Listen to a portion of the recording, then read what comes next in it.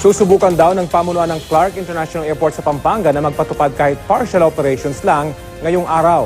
Maraming pasahero kasi apektado ng pinsalang idinulot doon ng lindol kahapon. May ulat on the spot si Victoria Tulad. Victoria?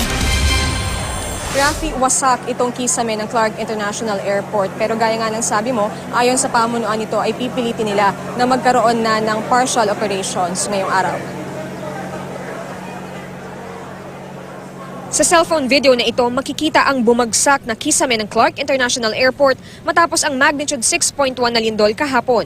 Halos matakpan ng lumundong bahagi ang lahat ng check-in counters. Nagkalat naman ang debris sa sahig. Matinding takot daw ang naramdaman ng mga pasahero na nasa airport nang tumama ang lindol. Sa pagmamadaling makalabas, isa sa kanila ang nasugatan sa mukha. Nagtatakbo na kami na gano'n kanina. Tapos di ba ang dami, nauntog ako dyan kanina sa sa pader ba? Yung salamin doon. Ang shake niya talagang, ang impact talagang napakalakas. Para sa akin, ang experience na yun, ang pinakagrabe na earthquake.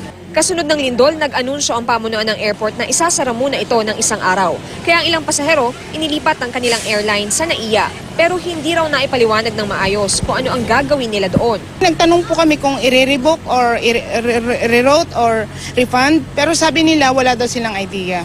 Ang ibang walang mapuntahan o hindi nabigyan ng shuttle papuntang NAIA, natulog na lang sa damuhan, sa mga wheelchair at upuan. Pagpatak ng alas 3 na madaling araw, mas dumami pa ang mga pasahero dahil dumating ang mga may flight ng umaga. Ang ilan sa kanila, hindi alam na isinara pala ang paliparan. Ayon sa Pangulo ng Clark International Airport Corporation, nagkaroon ng maliliit na bitak sa ikalawang palapag ng paliparan.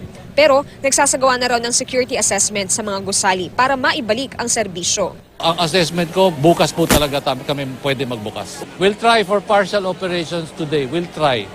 Depende po sa assessment. Pagtitiyak ni Melo, matibay naman at magagamit na ang control tower ng airport bagaman nabasag ang mga salamin nito at nagkaroon ng mga bitak. Hindi naman daw nasira ang runway. Rafi, kapag naging operational itong Clark International Airport, unahin daw nilang paliparin ang mga eroplanong nandirito na. Alamin lang kung ano yung biyahe para sa espesipikong eroplano. Makikipag-usap naman daw ang Clark International Airport Corporation sa mga airline company para ang mga ito na ang mag-rebook sa mga pasahero. Sa ngayon kasi sabi ng mga nakausap natin na airline staff ay yung mga pasahero pa rin ang kailangang mag-process ng rebooking at ng kanilang refund. Rafi? So, Victoria, ano yung abiso dun sa mga pasaherong may flight ngayong tanghali at mamaya? Ano yung abiso para sa kanila? Maari naman silang pumunta dito, Rafi, pero yun nga hanggang sa ngayon ay wala pang katiyakan kung magbubukas na itong Clark International Airport. So ngayon, ang sinasabi ng mga airline staff na nandito ay tumawag muna sa kanilang mga call center. Pero ang problema kasi dyan ay dahil daw sa dami ng mga tumatawag ay hindi rin nakaka-push through yung mga call na yan. Kaya talagang yung iba ay pumupunta dito pa sa paliparan para malaman kung ano ba yung sistema, kung ano ba yung update. So sa ngayon siguro, Rafi, mas makabubuti kung i-check na rin nila sa website kung ano yung status ng kanilang flight at kung makokontak rin nila itong pamunuan ng Clark International Airport bukod pa dun sa mismo mga airline company nila para malaman nila kung ano ba yung lagay ng flights nila. Rafi? Batid naman natin na may sira, no, yung ibang bahagi nitong paliparan. Kapag nagtungo ba dyan yung mga pasahero, meron silang lugar na po pwedeng pansamantalang tigilan? Meron bang sineset up na area para dun sa mga magsusubok na maghintay kung magbubukas itong airport mamaya, Victoria? Sa ngayon, Rafi, makikita mo dito sa aking likuran, merong mga upuan dito. Yung ibang mga pasahero dito na muna nagstay. Pero ang sabi nitong pamunuan ng Clark International Airport, meron silang nakausap na organization na nagpahiram naman ng kanilang facilities, ng kanilang open space para doon muna manatili yung ibang mga pasahero para hindi sila masyadong crowded.